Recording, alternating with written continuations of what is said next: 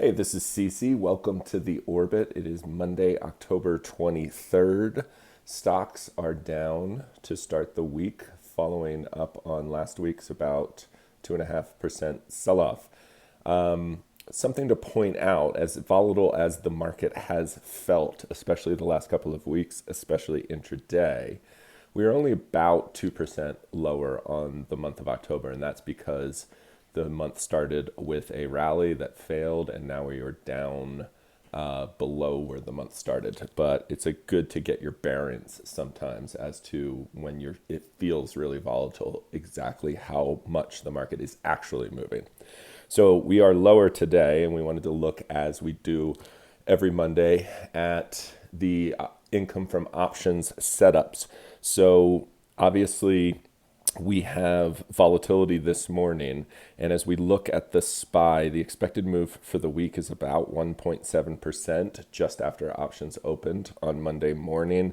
That gives you levels of about below 412 on the downside and almost 426 on the upside. The way that looks today is a 0 DTE move of about 0.6%, but that is after the open. This was actually 0.8%. Coming into the day. So it compresses just a little bit after the open. Now, just talking about this in general, this is we had monthly expiration on Friday. So this is a new vol and gamma regime starting. A lot of the things you might have seen last week no longer exist in the options chain. So any magnets, any support and resistance, that bouncing around that the market saw last week may not exist this week. And that is basically because that gamma has been removed from the market. And so it sort of frees up the market, and you kind of get to see behind the curtain on a Monday. So therefore, that means as a trader, you should be extra careful on a Monday morning after expiration to sort of get the market. You want to see the market reveal its hand. So then moving on to QQQs, we've got about a 2.2% expected move for the rest of the week, and today about 0.8% on that 0 DTE move. That was over 1% coming into the day. This will be, unless there's a massive change in volatility, implied volatility, this is about what you're seeing every day.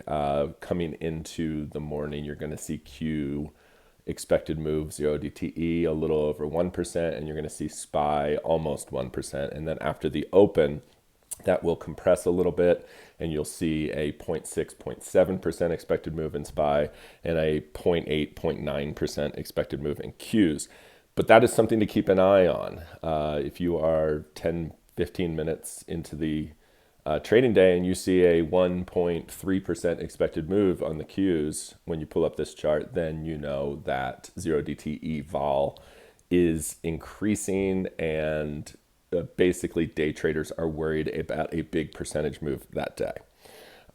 Going to some select trades, as we always do, let's look at the Iron Condor for the week in SPY, and we get break-even levels of about 411 and a half and 425 and a half, exactly those at that exact moment, and a risk of about 50-50. Obviously, if you went to go sell this, you might have to go a little bit under 50 on that.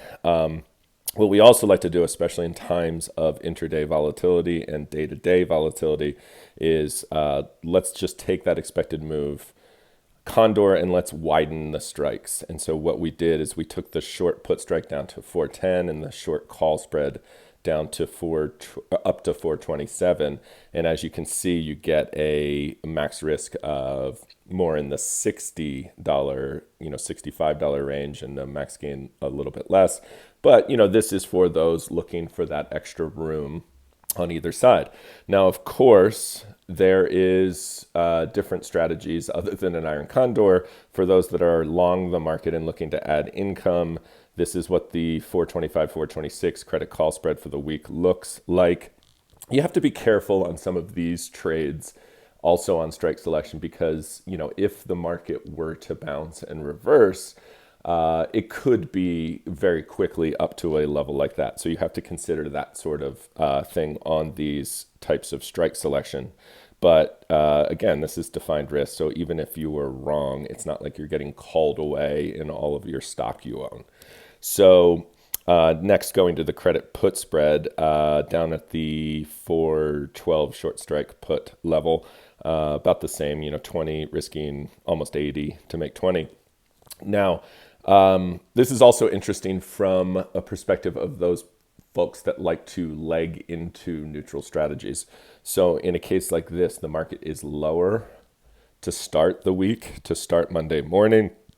Some people like to lay out the credit put spread part of an iron condor first. And if you saw a rally later in today, then you sort of leg into the iron condor and then sell the credit call spread, and you basically leg into either a wider condor than you would have otherwise, or a better priced condor than you would have otherwise. Now, of course, if you do that and are wrong and the market keeps lower through the day, then the credit put spread that you started with is not at an ideal price to then leg into the other side of an iron condor. But again, defined risk. That's why we talk so much about credit put spreads, credit call spreads, iron condors, rather than a cash secured put that takes up a ton of collateral, and that if the market were to tank 5%, then you're really in the hole. This is risking 80 to make 20. And, if the market were to tank 10% today, it doesn't keep getting worse below your long strike.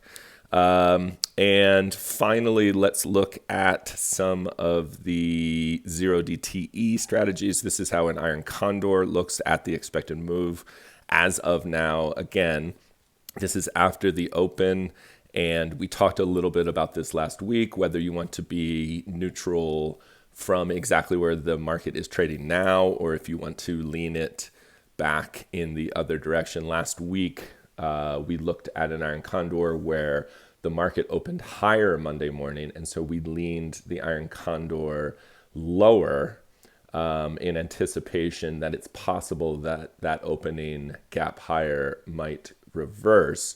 That is exactly what the market did, but it did it by way more. I mean, the market finished down 2.5% on the week.